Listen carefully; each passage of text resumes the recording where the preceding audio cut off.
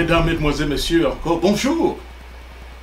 Une autre patate chaude que nous allons engager aujourd'hui au micro, Jacques Roger. Nous allons beaucoup plus parler donc de justice. Le procureur Abdou Richard contre le président Henri Konan Bédié.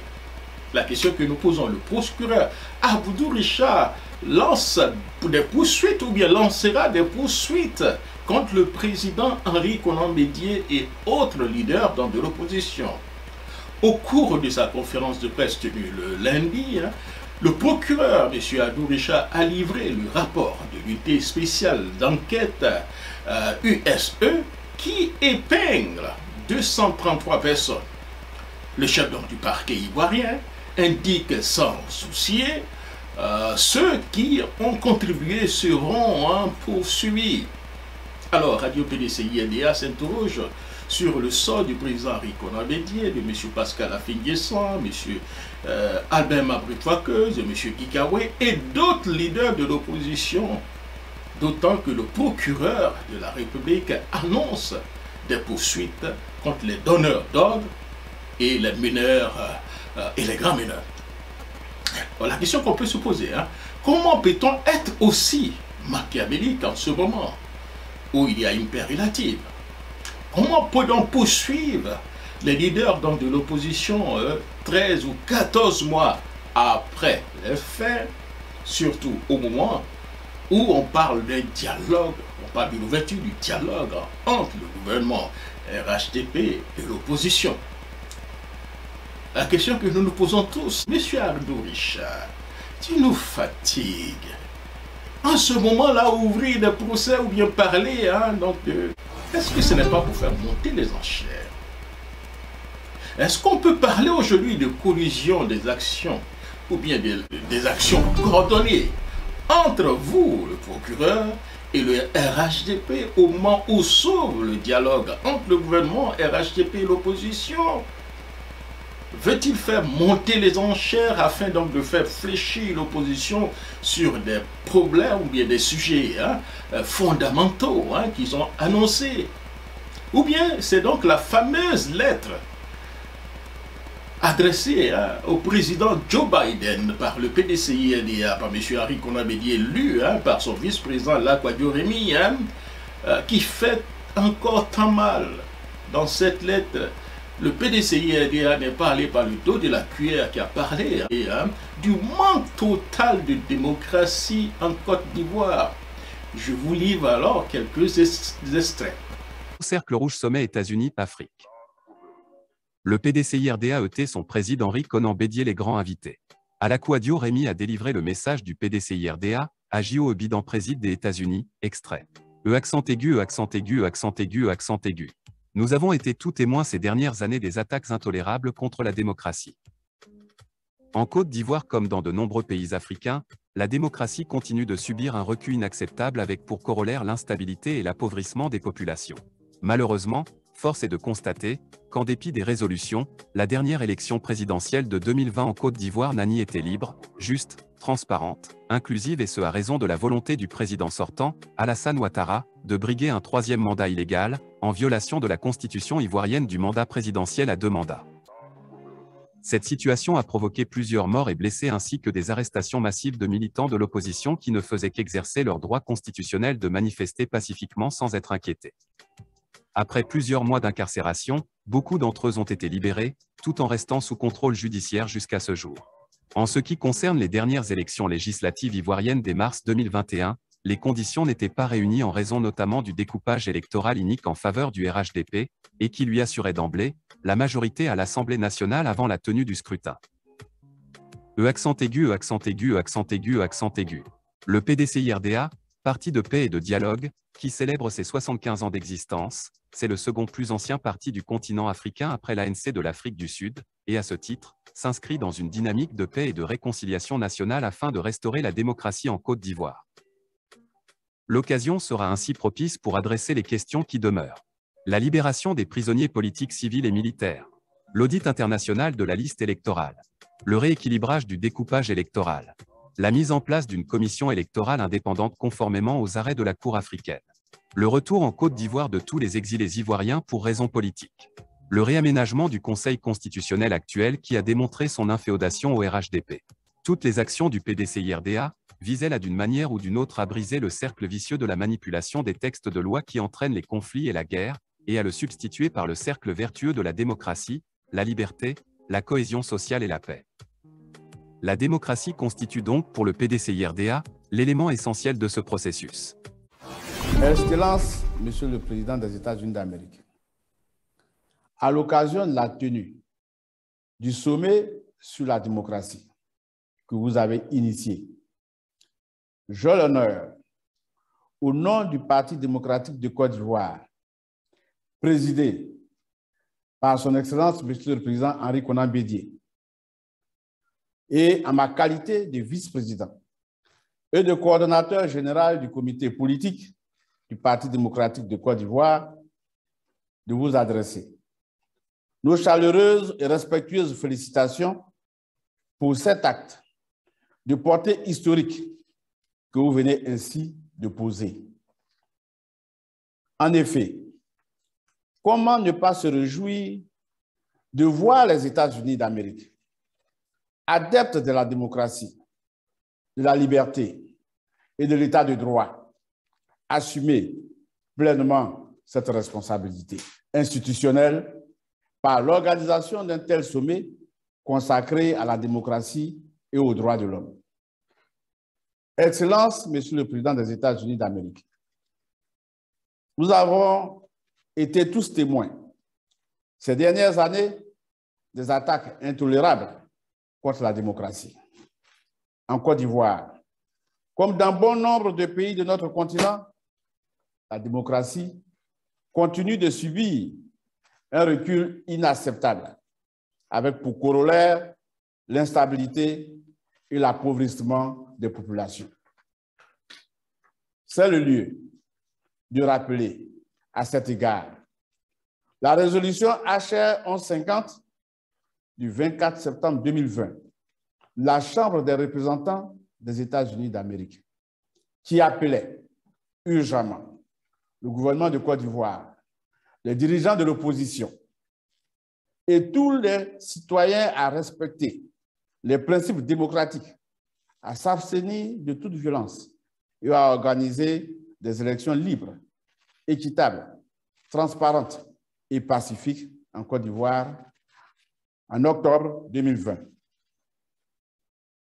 Malheureusement, force est de constater qu'en dépit de cette résolution, la dernière élection présidentielle d'octobre 2020 en Côte d'Ivoire n'a été ni libre, ni juste, ni transparente, ni inclusive, ni fiable, donc au total, pas du tout démocratique, et ce, en raison de la volonté du président sortant de briguer un troisième mandat en violation de la Constitution ivoirienne qui consacre la limitation du mandat présidentiel à 2 mandats. Cette situation a provoqué plusieurs morts et blessés, ainsi que des arrestations massives de militants de l'opposition qui ne faisaient qu'exercer leur droit constitutionnel de manifester pacifiquement sans être inquiétés. Après plusieurs mois d'incarcération, beaucoup d'entre eux ont été libérés tout en restant sous contrôle judiciaire jusqu'à ce jour. En ce qui concerne les dernières élections législatives ivoiriennes de mars 2021, les conditions d'une élection libre, juste, équitable et transparente n'étaient pas non plus réunies en raison notamment du découpage électoral inique en faveur du parti au pouvoir et qui lui assurait d'emblée la majorité des sièges au Parlement avant même la tenue du scrutin. Excellence, Monsieur le Président des États-Unis d'Amérique, le PDCI-RDA, parti de paix et de dialogue, qui célèbre cette année ses 75 années d'existence, est le second plus ancien parti du continent africain, après l'ANC de l'Afrique du Sud, et à ce titre, s'inscrit dans une dynamique de paix et de réconciliation nationale afin de restaurer la démocratie en Côte d'Ivoire. C'est pourquoi le PDCI-RDA saisit l'occasion du présent sommet sur la démocratie pour lancer à nouveau un appel pressant au président de la République de Côte d'Ivoire afin qu'il réponde favorablement à la proposition de dialogue national inclusif que tous les Ivoiriens attendent. L'occasion sera ainsi propice pour adresser les questions qui demeurent au cœur des crises qui freinent la vitalité de la démocratie ivoirienne, notamment la libération des prisonniers politiques, civils et militaires, l'audit international de la liste électorale, le rééquilibrage du découpage électoral, la mise en place d'une commission électorale indépendante conformément aux arrêts de la Cour africaine des droits de l'homme et des peuples, le retour en Côte d'Ivoire de tous les exilés ivoiriens pour raisons politiques, le réaménagement du Conseil constitutionnel actuel qui a démontré son inféodation au parti au pouvoir. Excellence, Monsieur le Président, les militants du PDCI-RDA, solidaires de tous les peuples épris de paix et de liberté, espèrent beaucoup de ce sommet et suggèrent que cette louable initiative soit institutionnalisée et pérennisée afin d'aider les pays en déficit démocratique à s'améliorer. C'est pourquoi le PDCI-RDA se fait l'écho des voix qui se lèvent et encourage les États-Unis à prendre ce leadership en vue de concrétiser un engagement normatif pour soutenir les mouvements démocratiques et les militants avec des ressources appropriées et un soutien diplomatique, notamment dans le cadre du Conseil de sécurité des Nations Unies, en mettant un accent plus marqué sur les mécanismes de prévention des conflits, particulièrement les conflits liés aux élections. Excellence, Monsieur le Président des États-Unis d'Amérique, la démocratie ne peut donc fonctionner que si toutes les composantes d'une nation ont le sentiment qu'elles font partie de la société dans laquelle elles vivent et qu'elles jouissent des mêmes droits qui sont respectés jour après jour. En effet, nous avons appris que la démocratie commence autour d'une table ronde de concertation familiale entre des fils et des filles d'une même communauté. Ainsi, les problèmes sociaux ne peuvent se régler que lorsque chacun est libre, libre d'user de son propre talent, de sa propre énergie et libre d'influer sur les décisions collectives. Par ailleurs, Monsieur le Président, il est fermement établi que les pays où la démocratie prévaut réalisent un développement économique plus inclusif et plus durable. C'est pourquoi le président Henri Konan Bédié, président du PDCI-RDA, ancien président de la République de Côte d'Ivoire et garant du prix Félix Houphouët-Boigny pour la recherche de la paix de l'UNESCO, nous a toujours enseigné que la guerre est le pire ennemi du développement et que le développement au profit de tous et l'épanouissement individuel sont les meilleures formes de prévention à long terme des conflits. Aussi, toutes les actions du PDCI-RDA visent-elles, d'une manière ou d'une autre, à briser le cercle vicieux, la dangereuse manipulation des textes des lois qui entraînent les conflits et la guerre, et à le substituer par le cercle vertueux de la démocratie, de la liberté, de la cohésion sociale et de la paix. La démocratisation constitue donc, pour le PDCI-RDA, l'élément essentiel de ce processus. Excellence, Monsieur le Président des États-Unis d'Amérique, la soif de démocratie est réelle dans nos pays parce qu'elle demeure la pièce maîtresse du développement et de la paix. Mais la capacité institutionnelle de l'instaurer reste faible dans bien des cas. C'est pourquoi le PDCI-RDA, ainsi que tout le peuple de Côte d'Ivoire, attendent de ce sommet la formulation d'une stratégie à l'échelle mondiale visant à protéger et soutenir la démocratie, particulièrement sur le continent africain. Je vous remercie. D'ailleurs, les blogueurs donc, du PDCI-RDA ont tourné déjà en dérision la non-invitation de M. Ouattara à ce sommet de la démocratie en titrant « M. Joe Biden écarte le RHDP et fait appel au PDCI-RDA ». Assurément, comme on le dit, à Guaniment, c'est chaud, cher ami. Il voit soit titre, le Parti démocratique de Côte d'Ivoire d'Henri Konan Bédié a été invité pour faire une communication au sommet de la démocratie initiée par le président Joe Biden en absence du RHDP. Plusieurs gouvernements africains n'ont pas été associés à cette invitation, parmi lesquels on peut citer la Côte d'Ivoire, la Guinée, le Mali et d'autres pays. Mais placer la Côte d'Ivoire, la Guinée et le Mali dans le même bateau, vous voyez très bien qu'il y a de quoi se poser dans quelques questions, c'est aussi clair. Mais pour défendre le RHDP, bien d'autres pays n'ont pas été associés.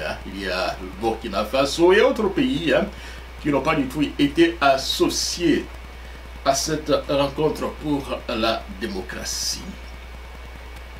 Alors, une autre question que nous nous posons, cher ami. M. Abdou Richard peut-il convoquer le président Henri Konan Bédié?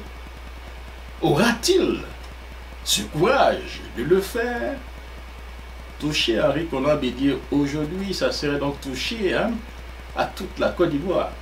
Quel que soit le parti politique, toucher à un vieux de 85 ans qui a appelé à une désobéissance que beaucoup de personnes considèrent légitime contre un troisième mandat en ce moment, je crois que c'est quelque chose qu'il ne faut pas faire.